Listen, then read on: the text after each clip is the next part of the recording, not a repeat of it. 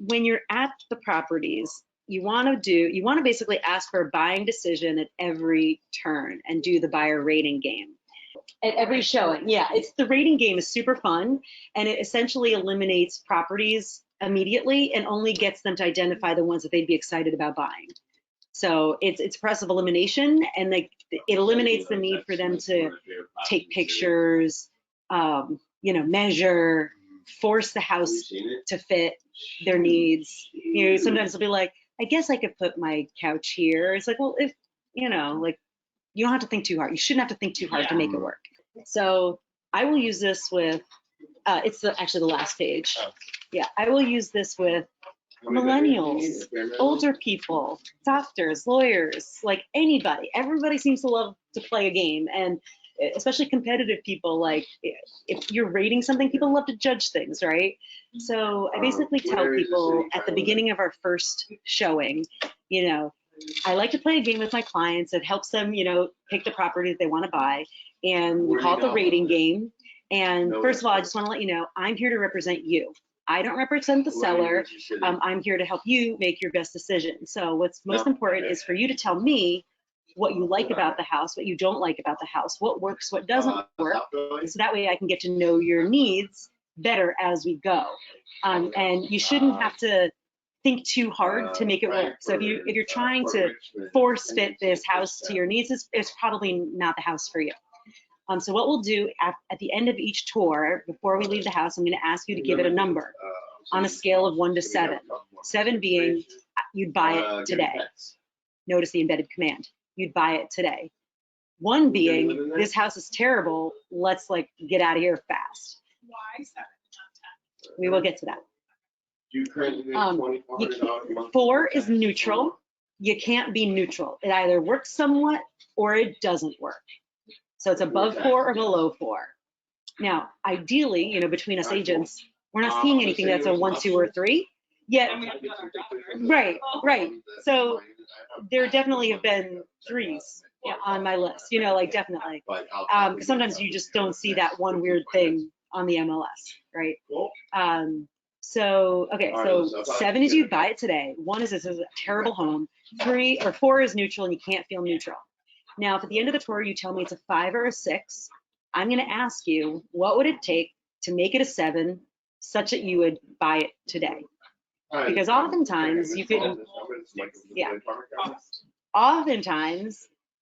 we can actually negotiate things with the seller. So for example, if you tell me you don't like the paint color, you don't like the carpet, you don't like something about it, maybe we can ask the seller to take care of it, or maybe you can actually take care of it after closing, because maybe you'll have extra cash on hand by buying this property versus another. Now, if you tell me it's something like the bedroom sizes are too small and you're not willing to knock down walls, then this house is not going to work.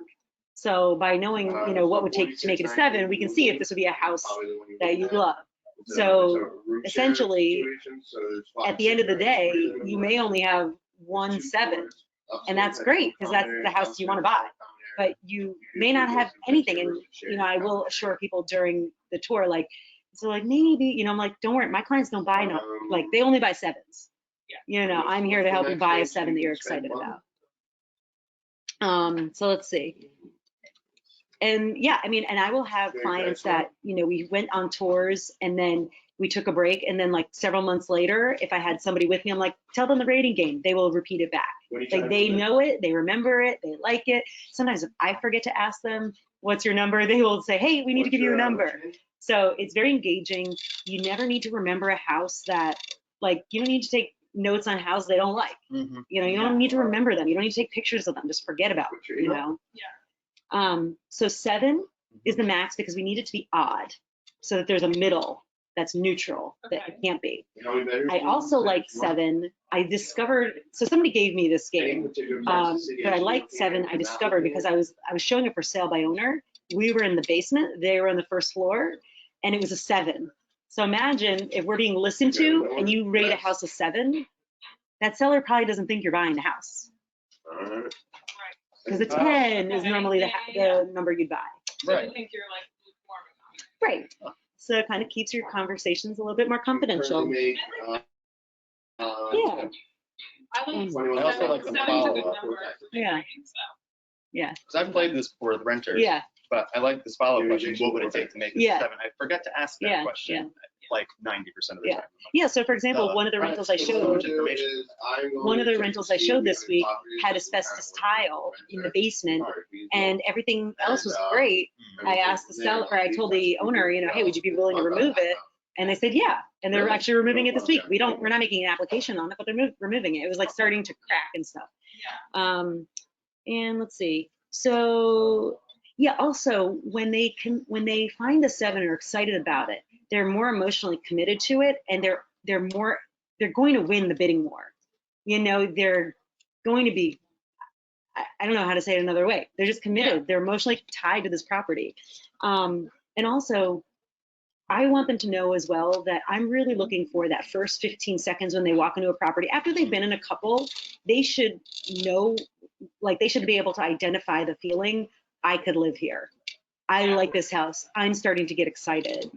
And I also will start to feel that when I get to know their interests and needs as we go, I will start to be like, oh my gosh, we need to run through this house because I'm so excited. Like, I feel like this could be it. Now we just want to see, so it's really about them feeling that they could live there. That's critical.